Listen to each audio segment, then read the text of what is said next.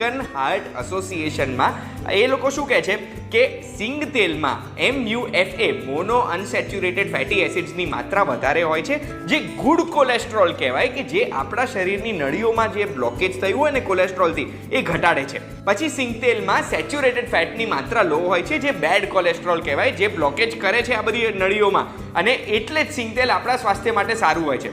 પછી department of consumer અફેર્સની ફેબ્રુઆરી 2020ની આપણે report જો જોઈએ ને તો એ રિપોર્ટમાં લખ્યું છે કે સિંગ તેલમાં વિટામિન E અને ઓમેગા 6 ફેટી એસિડ્સ બંનેઓની માત્રા ખૂબ જ વધારે હોય છે.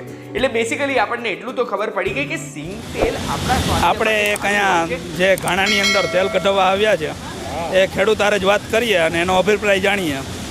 તમારું નામ? મારું નામ પરસોત્તમભાઈ. હા. હવે તમે કેટલા વર્ષથી આ ઘાણાનું તેલ કઢવીને ખાવ છો? હું આમ 10 વર્ષથી. 10 વર્ષથી. હા. હવે બીજા તમે માર્કેટમાં તેલ લેતા એમાં અને ઘાણાના